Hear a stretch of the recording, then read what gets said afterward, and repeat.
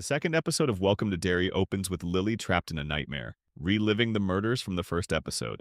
When she wakes up, it's clear the nightmare was real. Her friends were killed right in front of her, and now Ronnie's father, Hank, who runs the theater, is being blamed for it. Meanwhile, in Derry, Leroy settles into his new home with his wife Charlotte and their son Will. They're trying to start fresh, though there are understandable concerns that they might not be welcome in the neighborhood by their new white neighbors. Meanwhile, Ronnie and Lily reunite at school, while Marge is concerned that the popular girls won't want to speak with Lily if she keeps spending time with Ronnie. Lily doesn't care about that kind of stuff anymore, not after what happened in the movie theater. Will is the new kid in class, and he gets bullied immediately. Back at the Air Force Base, Leroy learns that the airman who disrespected him earlier, Masters, was behind the attack on him. Colonel Fuller claims justice will be done, though Leroy doubts he's getting the full truth. Later, Charlotte explores downtown Derry. She notices workers putting up a giant Paul Bunyan statue, a familiar symbol for anyone who knows Derry's dark history. On her way back, she spots a group of boys beating another kid. When she steps in, she ends up drawing unwanted attention. That night at dinner, she tells Leroy and Will what happened, but Leroy advises her to stay quiet. He mentions something that happened back in Shreveport, a subject she clearly doesn't want to revisit. Over at Ronnie's house, tension builds as her dad argues with her grandmother. He's terrified that he'll be blamed for the murders, but suddenly her bed begins to shake like a heartbeat, and she finds herself trapped inside someone's body, clawing to escape as water fills the space around her. When she breaks free, she realizes she was inside her mother's pregnant belly. Her mother cries and accuses her of tearing her apart, also saying that her father will die. Ronnie tries to run, but an umbilical cord drags her back. Her mother's stomach has teeth, and as it opens, Ronnie sees Pennywise glowing eyes. She bites through the cord and escapes, but her mom begins lunging forward, trying to get her.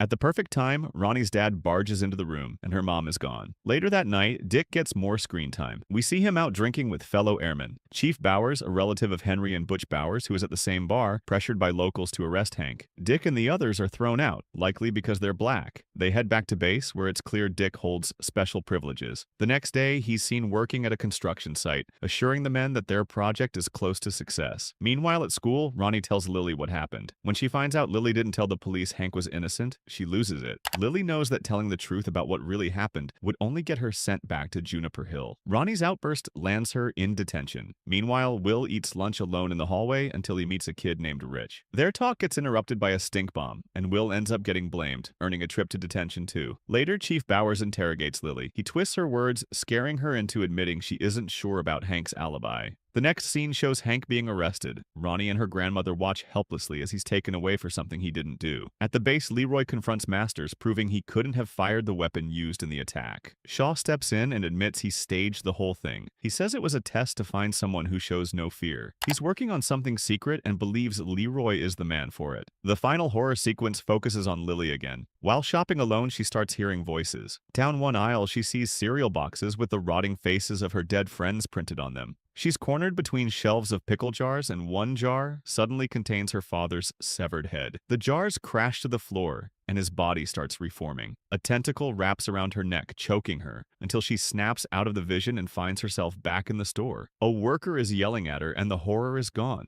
Soon after, she's taken to Juniper Hill against her will. The episode closes with Leroy learning the truth about the operation he's part of. Shaw explains that his project is designed to weaponize fear itself, something that could end wars. While they talk, Fuller and Dick arrive to report a discovery. Outside, they watch as a car is lifted from the ground, filled with skeletons. The military plotline is getting interesting, and the horror scenes are still top tier. The characters feel more developed, and Welcome to Derry keeps building tension in the right